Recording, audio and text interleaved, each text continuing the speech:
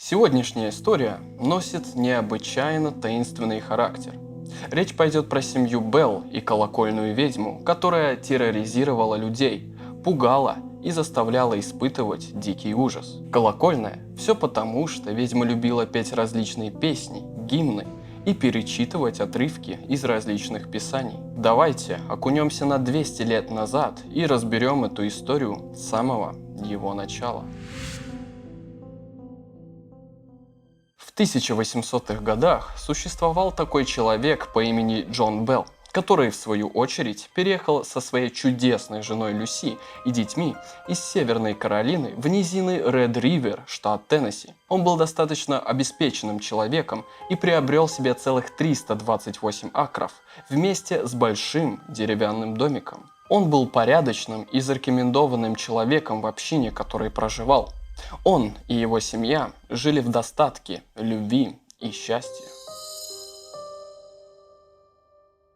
Как-то раз, в 1817 году, Джон осуществлял обход по своим кукурузным полям, осматривая свой урожай, все ли в порядке. Идя, он заметил какое-то странное и неподвижное животное, которое смотрело прямо на Джона, не шевелясь и не отводя глаз. Тело животного напоминало собаку, а голова создавала впечатление кролика. Мурашки тут же пробежали по телу Джона, и пока животное смотрело, он вытащил свой пистолет из кобуры и решил выстрелить в него несколько раз. Существо резко побежало сквозь кукурузные ряды и исчезло. Джон успокоился и забыл про этот случай до самого его вечера. Наступил вечерний ужин. Вся семья сидела за столом и мило беседовали. Неожиданно для всех, по внешним стенам их большого дома начал раздаваться громкий и пугающий звук, будто кто-то напал на дом и пытался его разрушить. Так стало продолжаться каждую ночь. Страх и ужас становился все больше и больше. И самое интересное, найти источник шума просто-напросто не удавалось. На этом ужас не закончился, а только стал набирать обороты. Дети Джона стали просыпаться по ночам и плакали, что было сил. Стали говорить о том, что крысы грызут ножки их кроватей. Наступило время, когда они испугались невидимой сущности. Каждую ночь простыни детей были порваны, а подушки сброшены на пол. Каждый из семьи Белл стали слышать странный и неразборчивый шепот по всему дому, будто сумасшедшая старуха пыталась что-то сказать. Последнее, что очень сильно напугало Джона, это то, что его младшая дочь Бетти пожаловалась на то, что ее избили ночью, показав синяки и рубцы своему отцу. Джон отправился за советом и помощью к своему соседу Джеймсу Джонстону. Джеймс и его жена провели ночь в доме Белла, где подверглись тем же ужасам. После того, как с Джеймса сорвали одеяло и ударили его по лицу, он вскочил с кровати и закричал: «Во имя Бога, кто ты?». Ответа он так и не получил, но издевательства прекратились до конца ночи. На следующее утро за завтраком Джеймс объяснил, что виновником должен быть злой дух, о котором говорит Библия. Постепенно история дошла до генерала Джексона, под командованием которого воевали сыновья Белла. Тот решил лично удостовериться в наличии странного явления в жилище фермера. Вместе с боевыми товарищами он отправился в Теннесси. По пути на ферму у Джексона остановилась повозка, а странный бестелесный голос сказал, что они еще встретятся вечером. Кое-как, добравшись до дома Белла, генерал разместил своих людей. Один из солдат начал хвастать, что его серебряные пули уничтожат любую ведьму. После этих слов невидимка начал колоть его булавками и сбросил со стула. Бравые солдаты, повидавшие многое на своем веку, просили Джексона уехать из дома, но генерал был непреклонен. Он собирался выяснить, что за существо скрывается в доме Беллов. Однако на следующий день все гости фермера оказались за несколько миль от его жилища. Даже самые мужественные и бесстрашные люди оказались под властью гнева ведьмы семьи Белл. Ведьма стала полноценной хозяйкой в доме и разговаривала больше не шепотом, а во весь голос. Ее главной целью было убить Джона Белла. Шло время, и на лице хозяина дома выскочил некий недуг ввиду подергивания лица, и ему стало тяжело глотать пищу и воду. Такое заболевание только набирало обороты в течение 1 года, пока это не превратилось в постоянные припадки. Как только припадок Джона проходил, Ведьма наносила удары по лицу, а при попытке идти сдергивала с него туфли. Последним днем жизни Джона стало 19 декабря 1820 года. Именно в этот день он впал в кому. Оказалось, что ведьма подменила его флакон с лекарствами на склянку с какой-то подозрительной жидкостью, которую он, очевидно, и принял. Прибывший доктор решил испытать лекарство ведьмы на подвернувшейся под руку кошке, и она тут же умерла. Стало ясно, что и старина Белл долго не протянет.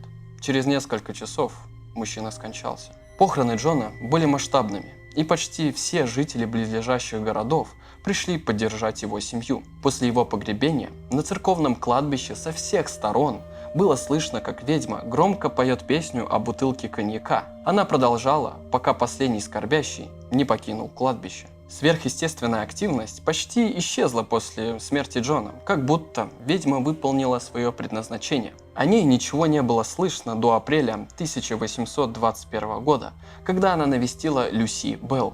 Она сказала ей, что вернется через 7 лет, прежде чем исчезнуть. К слову, ведьма очень любила Люси и считала ее лучшей женщиной на земле и не делала для нее ничего плохого. Лишь через год, когда Люси хотела выйти замуж, ведьма не дала этого ей сделать, сказав, что будущий жених ей не подходит, тем самым расторгнув помолвку. Верная своему слову семья, оставшаяся в собственности Люси, Ричарда Уильямс и Джоэл, утверждали, что ведьма действительно вернулась в феврале 1820 года, снова появившись почти так же, как она появилась в первый раз, с трясущимися кроватями и необъяснимыми звуками. Вскоре она снова исчезла, заявив, что она вернется, чтобы снова преследовать потомков Беллов в 1935 году. Однако о других конкретных привидениях семьи Беллов или их собственности на уровне, испытанном в начале 19 века, не сообщалось. Несмотря на это, необъяснимая активность на ферме Белл и вокруг нее в Адамсе, штат Теннесси, продолжается. Различные встречи возле собственности вдоль Old Nashville Clarksville Road и в знаменитой пещере ведьмы до сих пор привлекают в Адамс туристов и охотников за привидениями. Ведьма семьи Белл была предметом бесчисленного количества современных книг, анализов и документальных фильмов,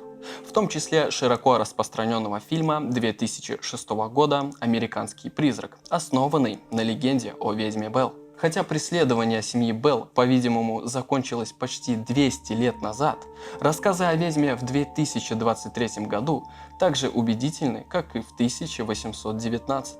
Самым прямым потомком к возвращению ведьмы был доктор Чарльз Бейли Белл, правнук Джона Белла-младшего. В 1934 году Чарльз написал книгу о Белл-ведьме, вспоминая истории, которые отец рассказывал ему в детстве. Так и не ясно, вернулась ли ведьма в 1935 году. Чарльз умер в 1945, оставив на всеобщее обозрение наследие таинственной и ужасающей ведьмы Белл.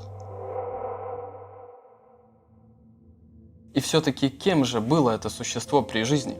Возможно, человеком или полтергейстом. Множество эзотериков проводили расследования и старались понять, кто этот дух, почему он разговаривал так четко и наводил ужас, обладая невероятной силой. Как говорили экстрасенсы того времени, подобное поведение не схоже с типичным поведением рядового призрака. Скорее всего, загадка проклятия семьи Белл так и останется в тайне на долгие века. Вполне возможно, что если бы Джон Белл не стрелял в то животное, которое, скорее всего, и являлось призраком, то в их доме был бы покой и тишина. Возможно, злому духу не понравилось, что его попытались убить. Само проявление негатива в его сторону было непозволительно. И, скорее всего, дух пообещал самому себе, что наведет ужас и в конце концов заберет жизнь Джона, что и произошло. Ведь Люси и Джон Белл-младший были в большем спокойствии, а дочь Бетти оказалась неким триггером, чтобы разворошить спокойствие дома семьи Белл. Вот такая вот история. Огромное спасибо, что досмотрели видео до конца. Обязательно подпишитесь на наш YouTube канал, поставьте лайк, нажмите на колокольчик и помните, что не все в этом мире поддается объяснению.